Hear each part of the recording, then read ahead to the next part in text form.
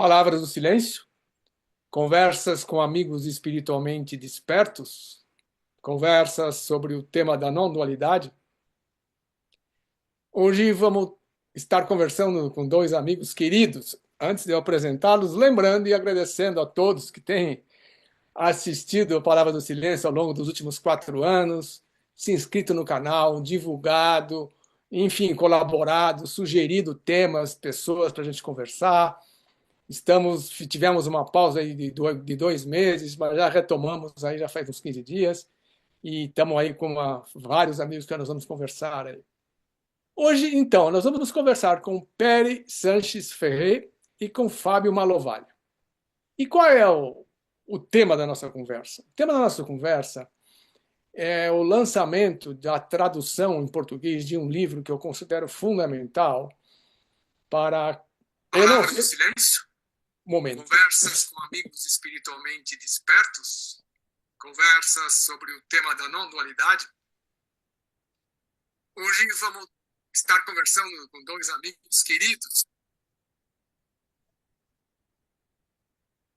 Vocês veem ainda a interferência, ainda eu esqueço de um pequeno detalhe, entendeu? Então entrou o YouTube ao vivo aqui no Zoom, mas vamos em frente. Então, um livro que eu considero, para mim, foi importante, e eu acho que para muitas pessoas que têm uma perspectiva da espiritualidade, da transcendência, do divino, da tradição nesse tempo que nós vivemos, que é o livro Física e Metafísica da Pintura, de Louis Catillot. Esse livro eu li há mais de 20 anos atrás, até estou com um exemplar dele aqui na mão, dessa edição espanhola, eu li em espanhol, mas esse livro foi lançado inicialmente em francês. O Pere vai contar para a gente quem é, quando é que foi essa história toda.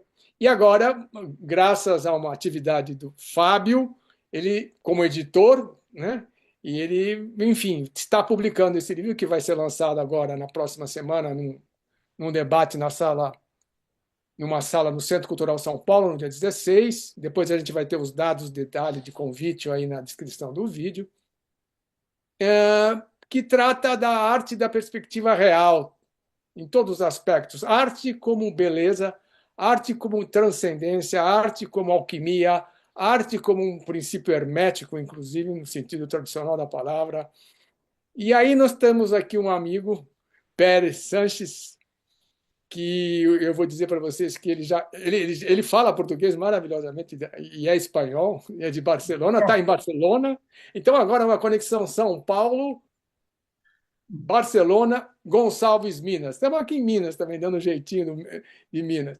Então, essa conversa, o Pere, ele é um conhecedor profundo da alquimia, da arte hermética, conhece profundamente o ensinamento de René Guénon e conhece profundamente o ensinamento de Louis Catillot, que vem divulgando, traduzindo e vamos dizer, e contribuindo para que as pessoas possam adentrar essa obra maravilhosa que é a Mensagem Reencontrada de Catillot. Nós estamos falando de Física e Metafísica da Pintura, mas o grande livro dele, entre aspas, que ele manifestou para nós, vamos dizer, para o universo, para o mundo, é a Mensagem Reencontrada, que Fábio reeditou a questão de 2 anos atrás, uma primeira edição de 2005, em que o editor principal foi o Pere aqui no Brasil, entendeu? E eu conheci esse livro em 1980, alguma coisa assim, numa livraria que tinha em São Paulo, livraria, não me lembro o nome da livraria, enfim, eu encontrei esse livro lá. Mas isso agora não vem ao caso. Mas, Pere, já falei muito, eu acho que agora eu queria saber de você, se você podia contar um pouco o que é esse livro Física e Metafísica da Pintura, de Louis Catillot, e recontar para nós quem é Louis Catillot. Bom, Louis Catillot é um francês do século XX, nasceu em 1914 e morreu no ano 53, aos 49 anos, muito jovem. Era pintor, mas, sobretudo, ele recebeu uma inspiração que não é deste mundo, evidentemente, e ele começou o ano 38, começou a receber, digamos, uma inspiração em forma de sentenças, de aforismos, de textos breves que finalmente se convertirão na mensagem reencontrada neste livro, que é um livro que se abre ao acaso, um livro oracular e, ao mesmo tempo, é um livro sapiencial. Um livro que se pode dizer que contém as ciências tradicionais. A Cabala, a alquimia, mas no sentido tradicional, porque a Cabala não é somente brincar com números e com letras, é muito mais que isso, é muito mais profundo. A Cabala, como a alquimia, falam da nossa regeneração, de como Deus nos purifica e nos enfim, regenera aqui neste mundo. Então, Catión está nessa perspectiva, como alquimista tradicional que ele é. Então, ele vive um período muita tribulação, é muito complicada, claro, da Europa, a Segunda Guerra Mundial, do 38 ao 46, que ele publica a primeira parte da Mensagem Reencontrada. No meio está a guerra, do 39 ao 45, a Guerra Mundial. Então, mas, bom, ele publica o ano 46 os 12 primeiros capítulos e depois já, postumamente, será editada a obra completa com uns 40 livros ou capítulos. E a Mensagem Reencontrada, ele sempre falou que ele não era o autor, ele era o piano, não o pianista. Então, o pianista é o espírito que dictava, o espírito encarnado que dictava para ele aquilo que ele traduzia em palavras, isto é, a realidade divina, que não é deste mundo, mas que está neste mundo, e se traduz em palavras. E isso é o que possibilitou a existência da Mensagem Reencontrada.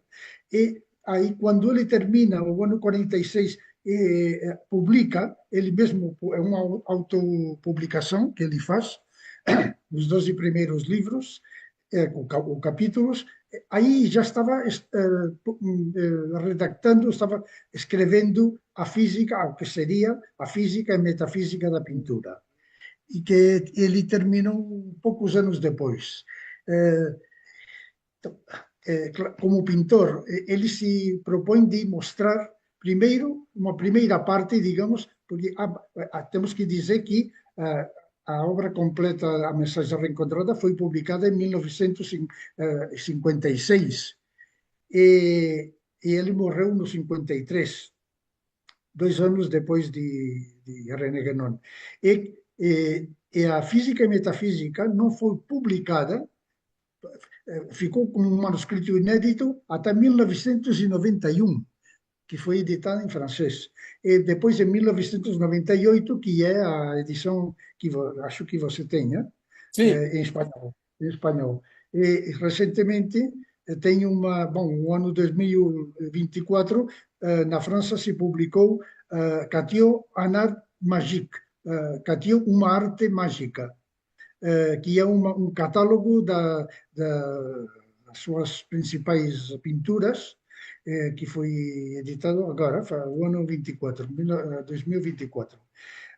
Então, Catió, ele se propõe, primeiro, uma primeira parte, os 8 primeiros capítulos, ele digamos, fala das técnicas, dos materiais que usa ele, próprios da arte pictórica, mas ele explica que ele se fazia ele mesmo a sua matéria, a sua pintura, as cores, tudo, digamos, ele se fazia, porque ele explicou que tinha reencontrado o secreto dos irmãos Van Eyck, os mestres da pintura holandesa.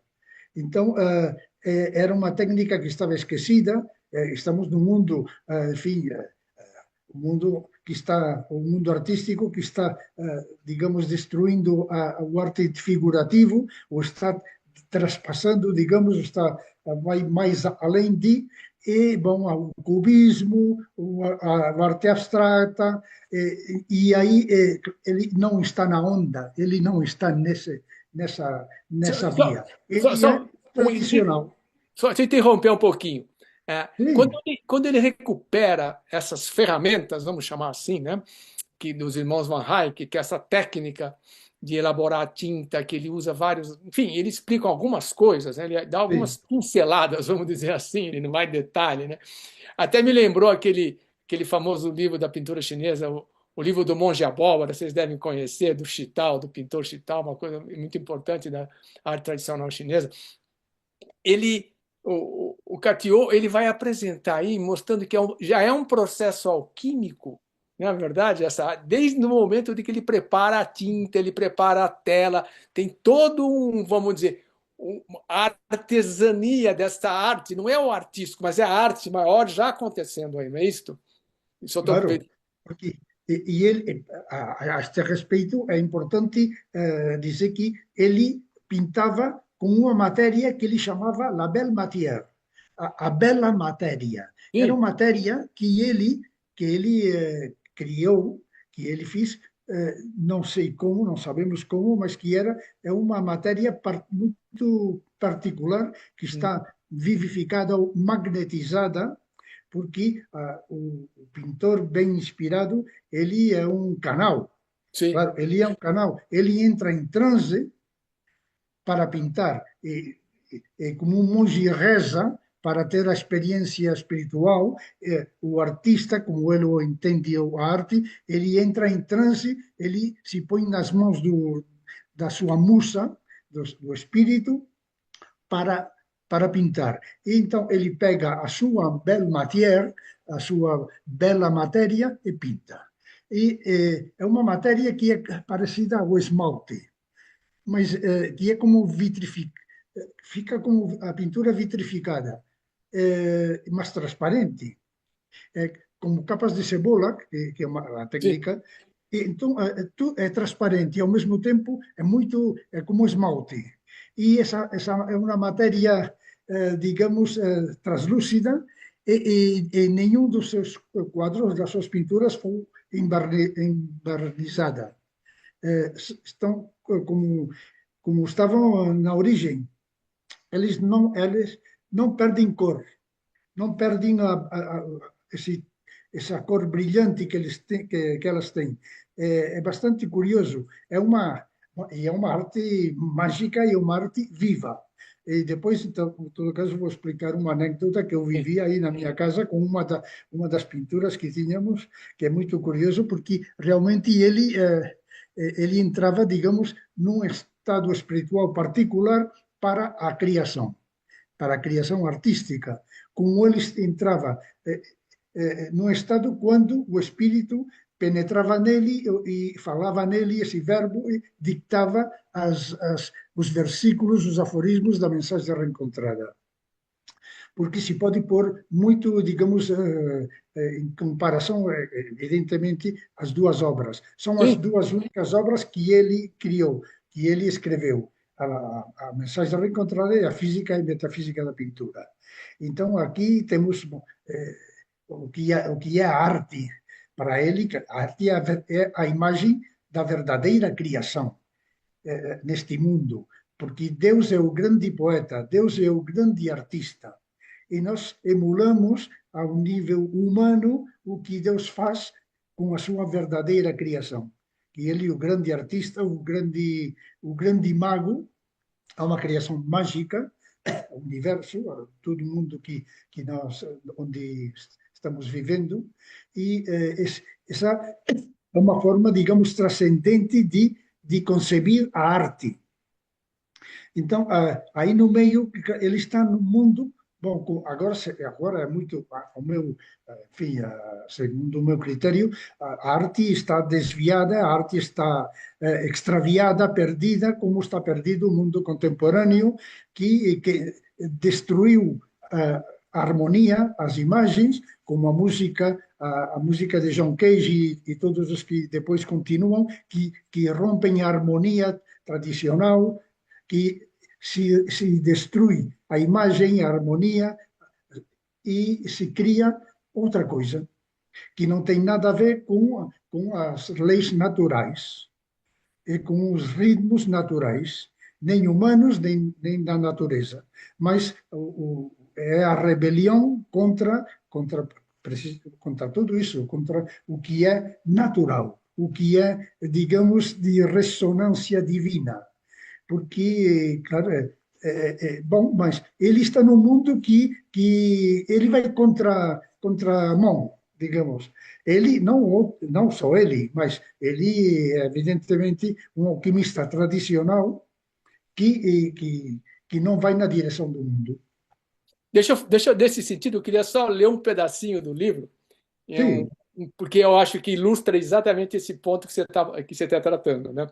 É do livro A Física e Metafísica da Pintura, o capítulo que ele chama Liberdade. Eu estou sim. traduzindo do espanhol, vocês me perdoem as falhas aí.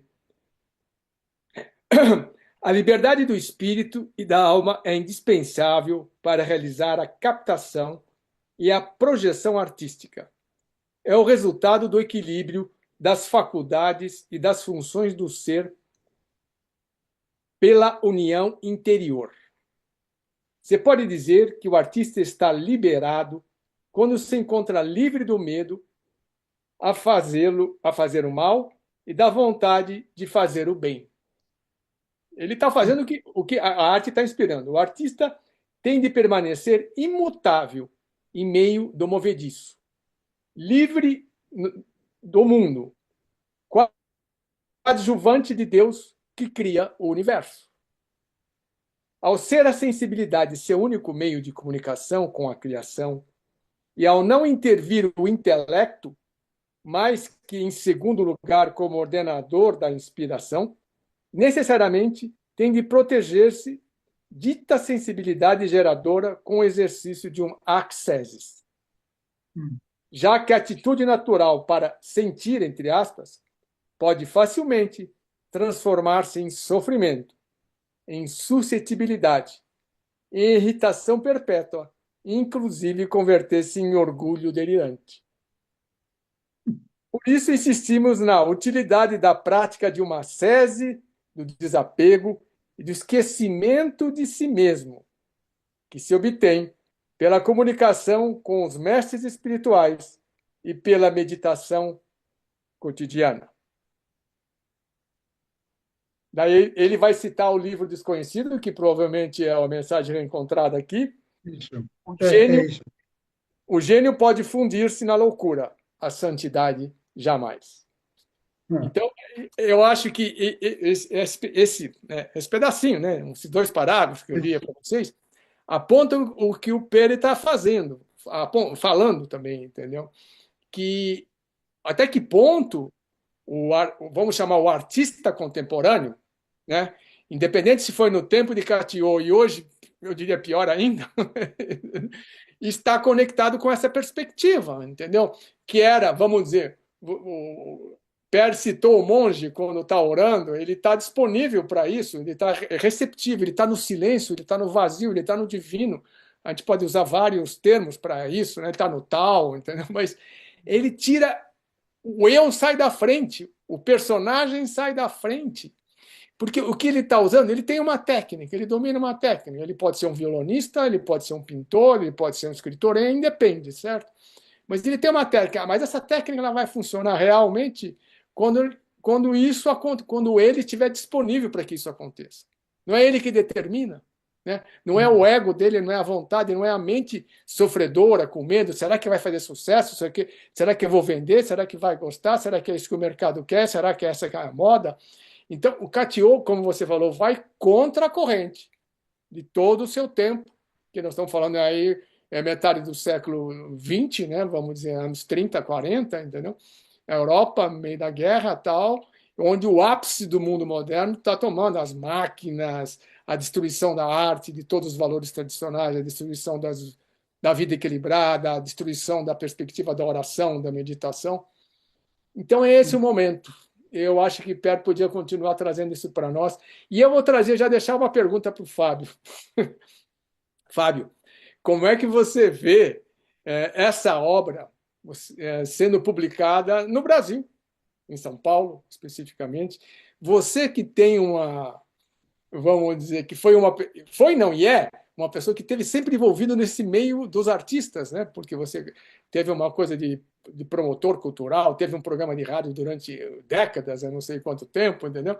Como é que você vê, como é que isso vai ressoar Mas antes eu deixo com o Pérez e depois com o Fábio. Está com vocês a palavra.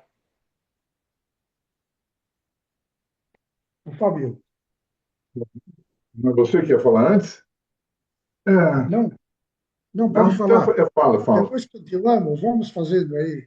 Tá. Olha, Aloysio, bom, para você e para todos que nos ouvem, eu acho, bom, eu estou muito agradecido, na verdade, pela oportunidade de ajudar a essa obra ser vertida em português, porque eu acredito que ela pode trazer uma perspectiva nutridora para as artes brasileiras, não só para a pintura. Sim. Porque esse livro do Catió tem o foco na pintura, os 8, 9 primeiros capítulos, ele fala da física da pintura e das técnicas hoje esquecidas, né? Do ofício do pintor, né? O que significa isso?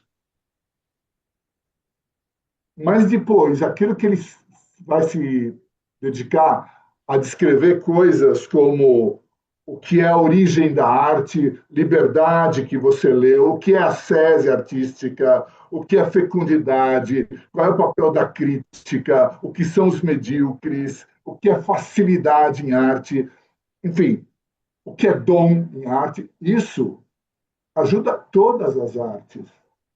Então, por que ajuda todas as artes? Porque coloca essa perspectiva da inspiração, da conexão que um artista deveria buscar, né?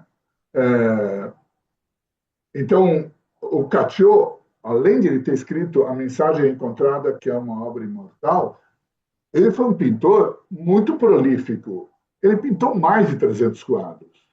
O Pera estava falando aqui desse livro aqui, desse catálogo que saiu na França, Catió, Art Magique, hein? Que é um catálogo maravilhoso com essas obras, né? E esse livro foi editado em francês, foi editado em espanhol, chega agora ao Brasil, é a 4ª edição mundial. Então, eu estou muito agradecido. Agradecido ao Pera, porque eu vejo ele como o inspirador de feitos herméticos. Um desses feitos herméticos é a publicação desse livro. Pera deu início a esse processo 3 ou 4 anos atrás, falando com uma nossa mecenas que começou a ajudar o livro. Então, agradeço ao Pera demais, que além do mais o Pera fez a supervisão editorial, enquanto eu cuidava, sim, das traduções, então, mas quem fez a supervisão editorial é o Pera, né?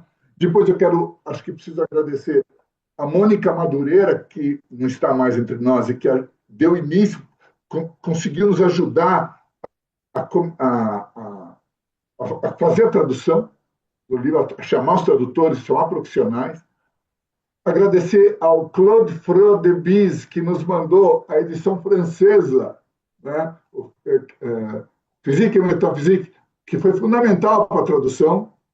Agradecer ao Joel Lamac Longo, também outra pessoa ligada, porque o Claude também é ligado à Mensagem Encontrada lá na Bélgica. O Joel é ligado à Mensagem Encontrada em Portugal. Fez a primeira tradução gratuitamente, pioneiramente, 4 anos atrás. Também foi. Então, você vê que é um conjunto de pessoas, de esforços que vão se reunindo para que esse livro venha à luz. Então, como é que eu vejo? Eu vejo assim, vejo que a expressão máxima de um artista se funde com a busca espiritual. Vamos ver os grandes artistas da história. Eu conheço mais a poesia, né? É evidente que eles são inspirados por Deus. Dante Alighieri, Homero, Don Quixote, Cervantes, William Blake, Virgílio. É evidente, é evidente. Os grandes alquimistas são chamados artistas. Um dos nomes da alquimia é a grande arte. Sim. Então, é isso que está chegando ao Brasil. É isso. Então, quantas pessoas vão receber isso? Como é que isso vai.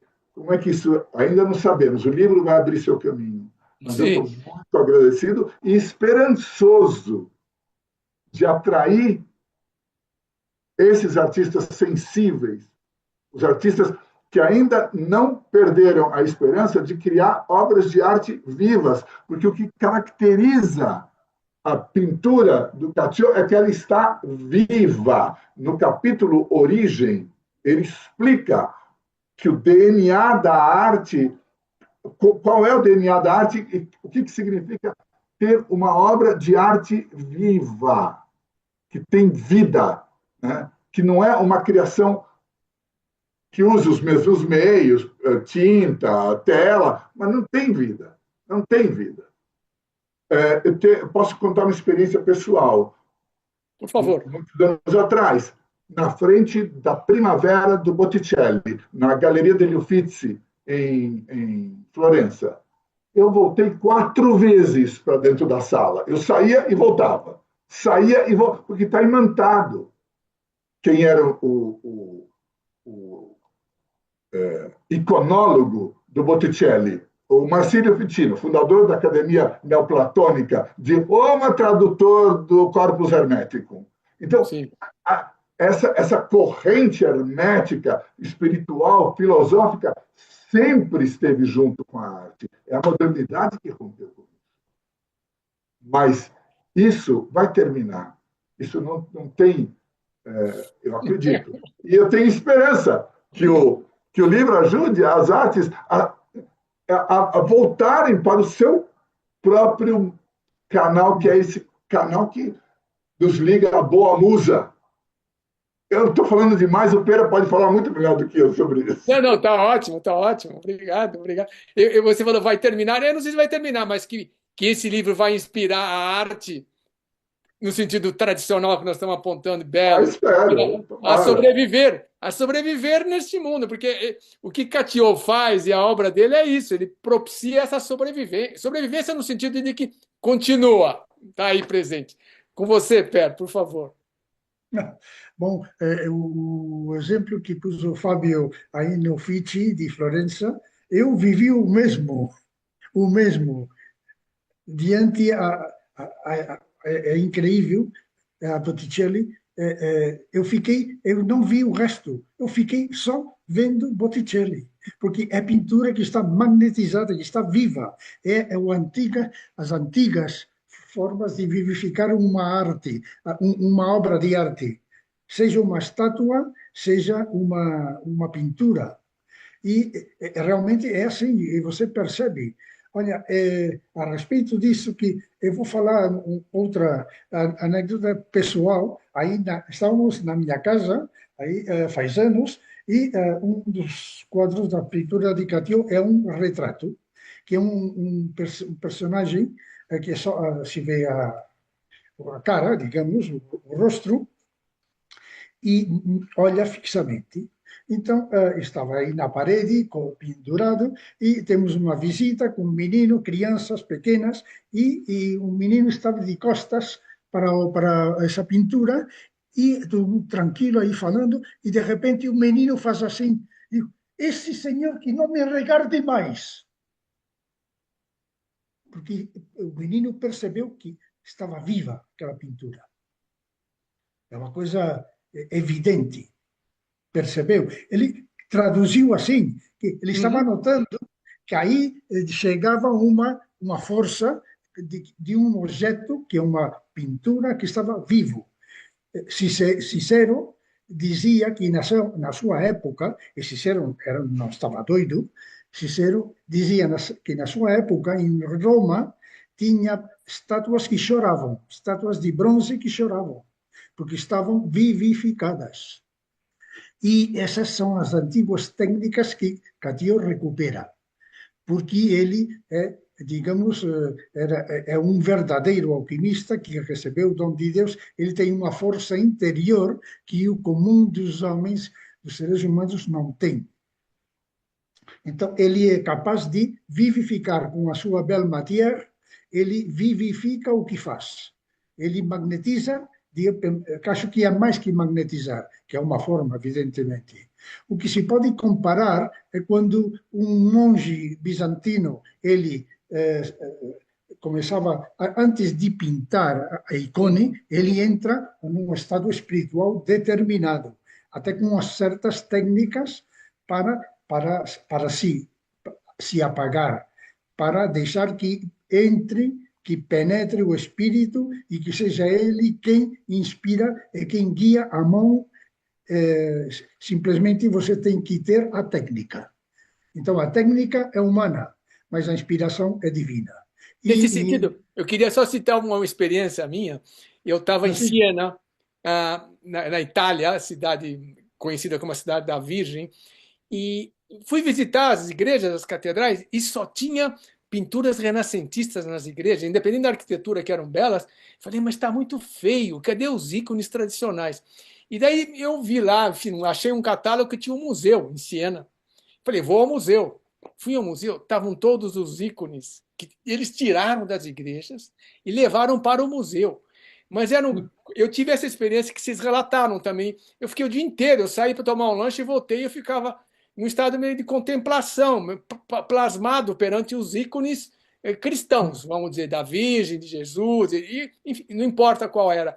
E era essa arte tradicional que está nessa corrente que o Fábio apontou, que o Pierre estava apontando, que traz essa beleza de te levar. Primeiro te coloca, você fica num estado de, eu diria, vazio, de plenitude vazia, entendeu? Você fica disponível, aquilo lá começa a dar uma ressonância, ressoa em você e te leva a um outro mundo, outro estado, entendeu? E não é um estado psíquico, não, é uma coisa muito mais ampla do que isso tudo, na verdade. E é importante, inclusive, citar, então, que a edição do livro do Catio tem várias reproduções da obra dele, não, Fábio? Com certeza. Sim, o livro acabou de chegar da gráfica, né? Que é Física e Metafísica da Pintura, né? Levanta mais, levanta mais, levanta mais. Levanta mais. Aí. Porque com esse quadro do Catio, que é o galo e a serpente, né? Que, aliás, é uma iconografia comum ao Extremo Oriente. Nas escolas de Tai Chi, se mostra, tem muitas imagens da luta da garça com a serpente, enfim, um pássaro com a serpente, porque representam o fixo e o volátil da tradição alquímica. E o livro é cheio de ilustrações. Essa Virgem Negra, né? Está todo ilustrado, né? Então, é uma bela edição da obra do Catio, né? Foi inteiramente traduzido 2 vezes, né? E eu acho que, olha, é algo que eu convido realmente, quero aproveitar o teu canal, se você me permite. Sim, à vontade. Para convidar aqueles que estiverem em São Paulo, que estiverem nos ouvindo, no dia 16, sábado que vem, às 11 horas da manhã, no Centro Cultural São Paulo, na sala de debates do Piso Caio Graco. Eu faço essa especificação porque o Centro Cultural São Paulo é muito grande. Então, na sala de debates do Piso Caio Graco, Centro Cultural São Paulo, 11 horas da manhã, Pere Sánchez Ferrer estará aqui, em São Paulo, para apresentar a obra, para falar dessa matéria do Catio e do vibrato que ele conseguia com ela. Ele fala disso no livro. Ele cria uma vibração. Então, especificamente para artistas plásticos, é uma revelação. É muito bom, é muito bom. Mas para artistas em geral, porque aí depois ele vai falar dos dons, das virtudes, das qualidades, dos procedimentos de quem cria obras de arte vivas. Olha, nem todos somos Catio, evidentemente, mas isso alimenta, nutre uma arte que está voltada para a sua plenitude, para a sua exaltação, né? Então, isso é importante, isso eu convido a todos, não deixem de vir ouvir esta palestra e o livro. Outra coisa importante é que só neste dia o livro será vendido pelas duas editoras, são duas editoras que publicaram, é uma joint venture, né? Uma associação. A editora Laranja Original e a editora Odisseus se reuniram para publicar o livro. Então, as duas editoras vão oferecer o livro a um preço promocional, né? O livro vai custar R$ 60, normalmente, no dia vai estar 50. Então, convido a todos. Aproveite o teu canal, a gentileza que você abre esse espaço para nós, para convidar realmente, porque isso é precioso. Isso é extremamente precioso. Pelo menos, eu creio nisso, acho que o Pera crê nisso, acho que você crê. Isso é precioso. Isso aqui é raro. É raro ouvir alguém falar isso, a não ser nas obras mais antigas e tradicionais, mas é muito difícil. E o Cassio é extremamente claro. E o livro é sintético. Isso também é uma outra qualidade. Não é um calhamaço. Não é um calhamaço. É um livro sintético. Ele vai direto nos pontos. É muito bom. É muito bom. Mas o Pera pode falar melhor do que eu. Antes de continuarmos com o Pere, Fábio, abaixa um pouco a sua câmera. Abaixa ela. Abaixa um pouco. Operações técnicas aí para ficar... Aí, aqui, aí, melhorou. Para ver. Melhorou? Agora levanta um pouquinho que está cortando sua cabeça. Essa técnica. Detalhes técnicos. Agora? Mais um pouquinho. Aí. Aqui? Aí, deu. Perfeito. Agora tá ótimo. Pere, com você. Então, você estava contando para nós, eu queria só retomar um ponto, que tem uma primeira parte do livro onde Cassio vai apresentar, vamos dizer, a física, a obra, as técnicas que ele utiliza, como que não é, por que... E depois, como é que segue? O livro tem vários capítulos, várias partes.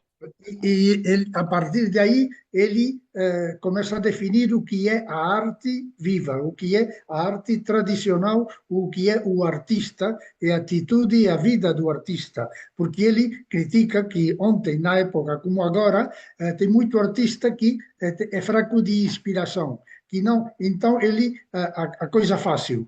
A droga, o sexo, enfim, o mundo dos prazeres para estimular a inspiração. Então, o que acontece? Que é tudo o contrário. Que ele esgota a sua vitalidade criadora no mundo, no lugar de trabalhar e criar a glória de Deus, que é o que fazia Cassio. Então, ele se põe nas mãos de Deus como um monge que pinta o ícone e espera que chegue a inspiração. Nunca forçar, porque, como diz a mensagem reencontrada, aquele que força a criação a mata. Mata a inspiração, mata a criação. Porque Deus, como Deus não força ninguém, nem nada, tudo se faz naturalmente, então o artista tem que criar naturalmente sem forçar. Quando chega a inspiração, pinta. Se não chega, olha, repousa, espera, medita. Então, os acessos do mundo artístico, hoje mais que nunca, até mesmo, exemplos mais paradigmáticos são os artistas do rock dos anos 60, 70, a invasão das drogas duras, enfim, tudo isso, finalmente, o que é que acontece? Que a arte degenera. Então, sim, pode ser diferente, porque pode ser singular, pode ser impactante, mas não está vivo. Está morto. Espiritualmente morto. E, claro, qual é a característica dessa arte viva? O que ela propicia àquele que está contemplando e vivendo ela?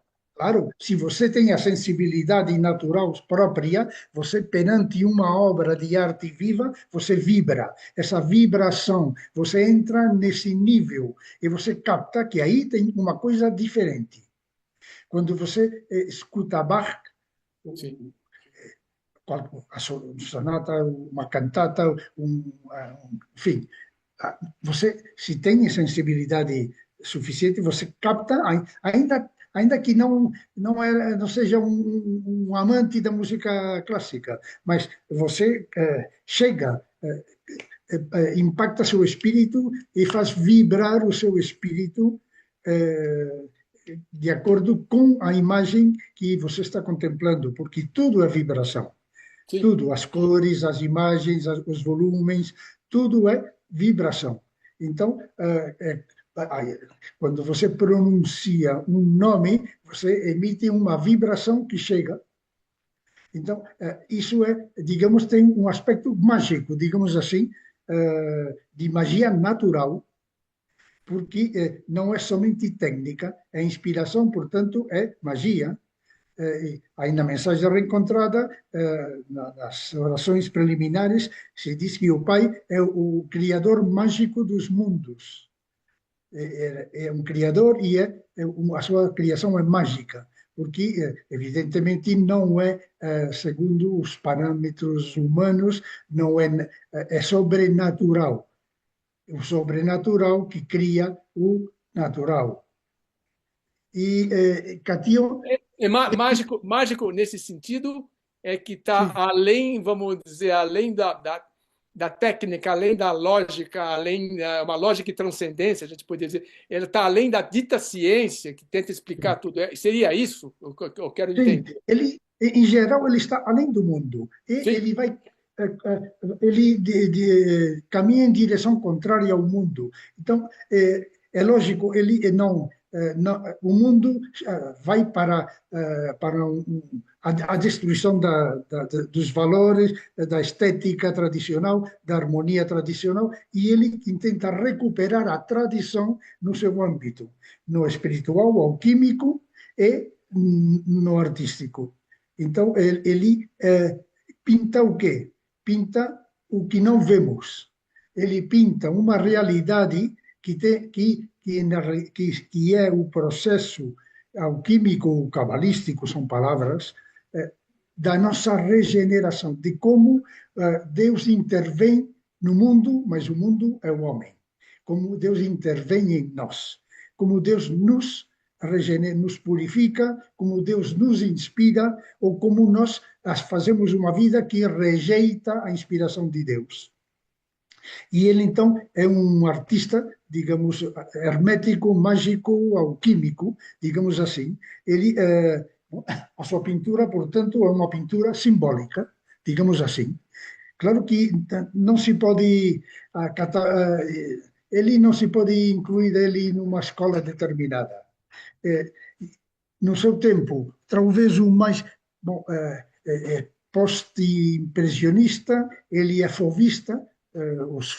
Le fauvisme era um movimento, fauve em francês é fiera, uma fiera, se diz em português, uma fera, um animal, uma fera, o le fauvisme, porque eles, como Georges Rouault, que pintam um pouco pós-Van Gogh, com um traço muito forte, uma cor intensa, provocativa, são pós-expressionistas, digamos, ou expressionistas, ou pós-expressionistas, mas ele se pode, o que mais se parece a Cateu talvez é Georges Rouault, que é como ele espiritual, católico, mas alquímico.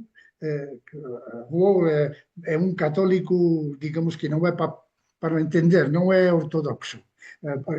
Não é papista, nem, ele é um artista e ele cria imagens sagradas e tem o seu estilo muito parecido ao de Cateu, e são coetâneos. Cateu morre no 53 e Rouault no 58. E talvez é o que mais se parece, mas ele não se pode enmarcar numa escola determinada. E até ele pinta em diferentes estilos, um pouco da sua época, o puntillismo, enfim, outros, mas a sua pintura basicamente é uma pintura olha, por exemplo, aqui temos, bom, já mostrou, uma pintura que é simbólica. Sim. A Virgem, creio que já se viu, essa Virgem, qual é figurativa, claro, ele reivindica a figura, mas, claro, não, tem muitas formas de ser figurativo.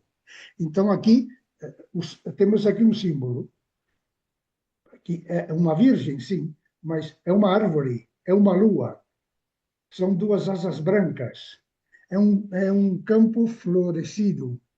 E aqui tem uma serpente. Aqui, como Uhum. dissimuladamente, nos pés tem a serpente.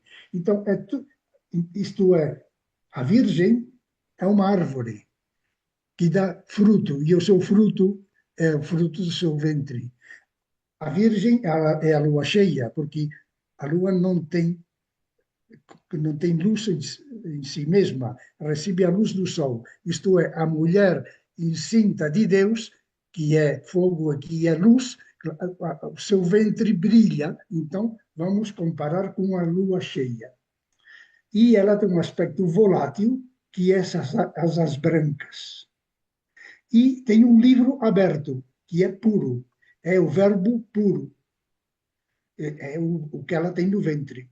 E assim, e tem uma M de Maria, de mater, de matéria, porque ela também é a primeira matéria. Esse é um exemplo dessa pintura de Catio, que é basicamente figurativa e simbólica. Mas esses símbolos do que está falando? De nós, porque a Virgem foi uma pessoa faz 2000 anos, pode ser hoje, isto é, encarnada. Sem encarnação não há Virgem Maria, não há realização possível, não há verbo, não há Cristo. Então, toda a sua pintura é hermética, digamos, a pintura de Catio é como uma teologia plástica de natureza alquímica. Ele te está mostrando os diferentes aspectos da regeneração humana. O solve, o coágula, a purificação, a multiplicação, enfim, tem muitas. Cada uma das suas pinturas expressa um aspecto. E, como dizia, é uma pintura viva, claro. Porque isso já é a técnica que não pode fazer todo mundo, que faz ele.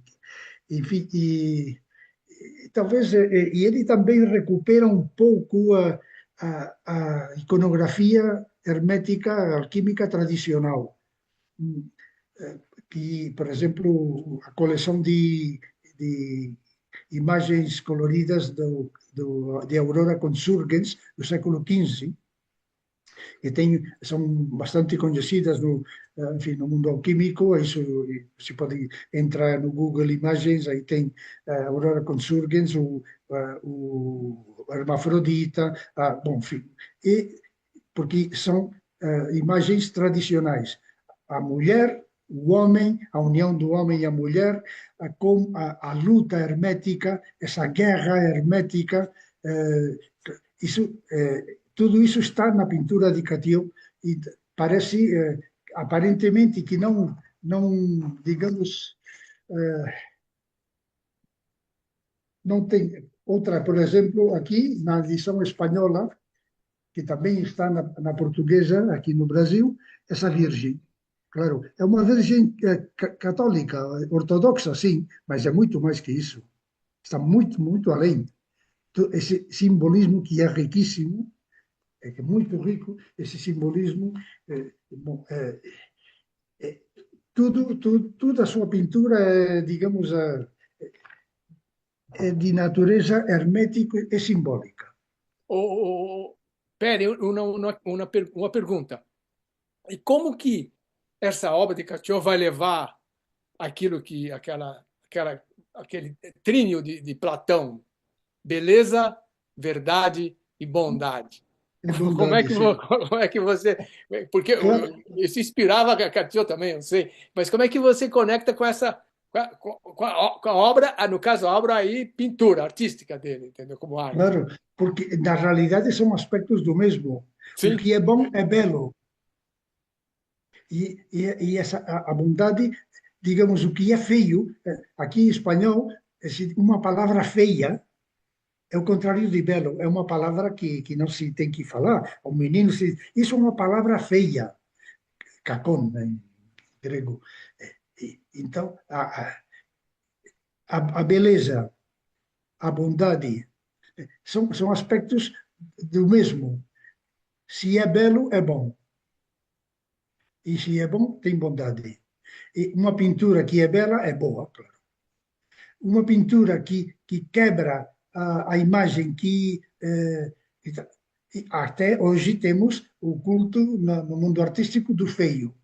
Há Sim, uma corrente artística aqui que exalta o que é feio. Olha, o feio é ruim, em termos tradicionais é satânico. sim. Para nós, satânico, e aí um personagem aí com os cornos, não, não. É simplesmente o que te afunda mais na matéria, nas paixões do mundo, na loucura do mundo, na loucura daqui, da louca da casa, que é a mente. Sim, a louca da casa, ótimo. É, como dizia Santa Teresa. Eu estou me lembrando aqui de Abhinavagupta, que é um grande sábio da tradição tântrica da Índia, um dos grandes sábios do patamar de Shankaracharya, e que escreveu todo um comentário sobre o tema da arte tradicional na Índia, no caso. Ele comentou o Natya Sastra, que é o grande tratado sobre a dança e sobre o teatro na Índia. E existe uma expressão que é rasa, em sânscrito. Rasa quer dizer o sabor, o saber. E que a arte tradicional, e aí tem toda uma história longa, um detalhamento que não vamos entrar aqui agora, é claro, mas que tem um aspecto que é isso, quando você saboreia esse saber de rasa, o rasa te conecta com o ser que você é, com o divino que você é. Então, mesmo que a gente às vezes não entenda o símbolo do que uma obra de Catio, uma pintura de Catio está dizendo, você na presença dela, mesmo numa reprodução, ela te leva a uma outra presença, uma outra presença de si, que é o aspecto do divino que você tem, entendeu? Sim, Que exatamente. por isso é belo, porque te traz a bondade, te traz a verdade, nunca te leva, vamos dizer, ao inverso, não te atola na matéria, não te enterra na matéria, pelo contrário, te transcende disso tudo, não é? Sim, Você sim. quer falar, Fábio? Exatamente. É como diz a mensagem reencontrada, nós temos em nós uma beleza secreta. É a Sim, parte mais bela de nós mesmos. Por sim, isso percebemos a beleza se não está fundada a nossa divindade, nossa centelha divina. Se ela não está fundada na carne, aí dormida completamente, ela nos envia esse desejo, essa capacidade de contemplar a beleza e de apreciar a beleza, porque ela é a beleza do mundo. E porque Deus é beleza. sim. Deus é beleza. Então, uma obra de arte que não é bela, que não é harmoniosa, não te comove, digamos, pela sua beleza, não é nada. Sim. É uma, Não é nada, não é nada. Não é produção, nada. uma produção O, o Catio gigante. escreveu: a arte é mágica ou não é nada. Sim, Não é nada. Exatamente. perfeito. Ou não é nada, entendeu? Agora, é incrível que se a gente. Nós estamos falando de Catio, que é nesse tempo que a gente vive aqui agora, século XX, quer dizer, estamos no XXI já, mas enfim, é agora, o livro está sendo relançado agora. Como isso, as grandes tradições espirituais da humanidade, das diferentes culturas, sempre trataram a beleza, estava sempre tudo conectado, não tinha desconexão entre a beleza, a verdade, a arte, a espiritualidade, era uma coisa só, até de certa forma, né? Se a gente vai. E aí a gente pode, se quiser, você pode ir lá ler René Guénon, e ler, que foi o maior crítico e me apontou isso também, entendeu? É, porque não tem como ficar longe disso, quer dizer, como o Catiô, eu li aqui, entendeu, nesse capítulo da liberdade. Se o artista ele não está inspirado, ele não está meditando, ele não está no estado de oração, não está disponível, ele não vai conseguir conectar aquilo que tem que ser feito, entendeu? Que ele está disponível para ser feito e se colocar disponível, entendeu? Esse é um elemento chave e no mundo de hoje, que é o reino da quantidade, eu quero, por um lado, e tenho o quê? Não, quando o ser, na virada, a gente tem que sair da frente para a coisa acontecer, né? Porque acontece independente de nós, não é, Fábio? As coisas se fazem e a gente está disponível. E se vem, tipo assim, como é que está só essa conversa entre nós três aqui? A gente já fez conversa um ano atrás sobre o livro Física e Metafísica, não, A sobre a física mensagem da, Para reencontrada e mensagem. tal. E outro dia eu recebi o convite do Fábio para o lançamento do livro, porque um tempo atrás ele comentou que ia ser editado. Eu falei, bom, vamos ver. E eu falei, ótimo! E ele mandou o programa que o Peri vai estar em São Paulo para o lançamento, vai falar, vai fazer umas palestras. Falei, opa, vamos fazer uma conversa. Entendeu? A coisa, sabe, a coisa a gente tem que estar disponível para a vida, entendeu? A vida está se manifestando. E aí vem a beleza de uma conversa como essa, né? Sim. Peri, a gente já está quase com 1 hora de conversa. E eu acho que a gente tem. É uma conversa que não tem fim, né? Vamos ver. Não, claro, A gente pode falar aí sobre esse tema horas, entendeu? Mas horas. antes de passar a palavra para o Per e para o Fábio encerrar a nossa conversa aqui, novamente eu convido vocês ao lançamento do livro, a conversarem pessoalmente com o Per, lá na Sala Cultural São Paulo, no Centro Cultural São Paulo, no dia 16, e depois vai ter uma série de palestras e de conversas do Per sobre o Cateau, sobre a mensagem encontrada e sobre outros temas que o Fábio vai passar para mim e eu vou divulgar aqui na descrição do vídeo, vocês vão ter acesso a essas informações aí. Mas a palavra está com vocês para a gente encerrar um pouco essa conversa nossa aqui. Sim, Foi sim. ótimo. Olha, não só para terminar, então, vou ler um trecho da obra Sim? Física e Metafísica sobre a sensibilidade do artista. Diz: a sensibilidade do artista é o instrumento essencial da arte, o inesgotável fundo comum de expressão mágica. É a faculdade de penetrar os seres e as coisas e de participar dos estados múltiplos da criação visível e invisível.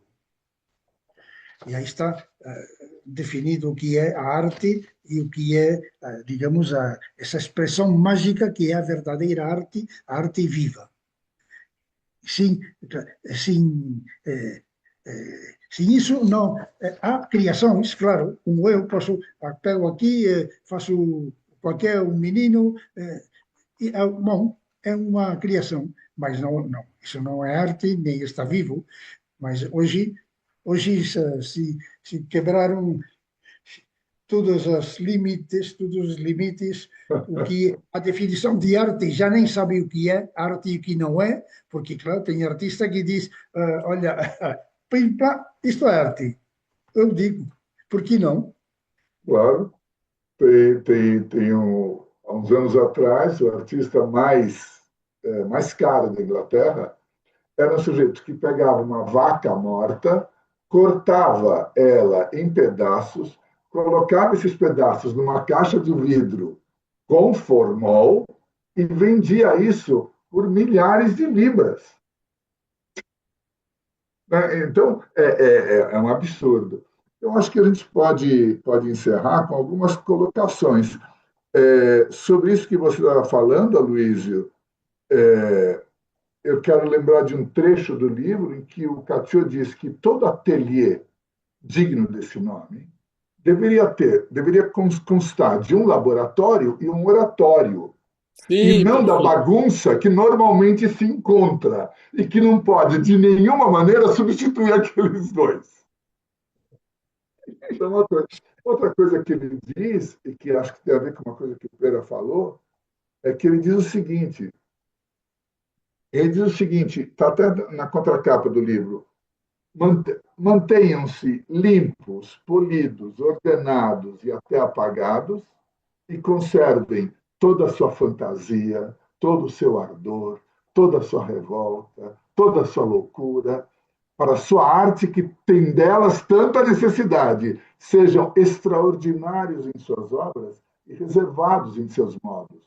E o que acontece hoje em dia é o contrário. Você tem modos extraordinários, o cara sabe, faz escândalo, mas a obra em si é nada, porque não é mágica. E uma outra coisa que o Cateau diz que eu acho encantadora é o seguinte: ele diz que a criação artística depende, para se realizar, de um espasmo de amor, assim como a procriação.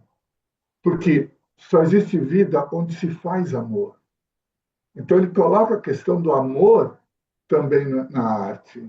São coisas muito lindas, muito maravilhosas, e eu acho que nesse livro existem frases como essas, que cada uma delas é um start, um começo de inspiração, porque você lê e fica profundamente tocado. Eu convido novamente todos a virem no sábado, 16 de maio, 11 horas da manhã, no Centro Cultural São Paulo, ouvir o Pera falar dessas coisas e adquirir esse livro maravilhoso. Muito obrigado, Aloysio. Agradeço demais.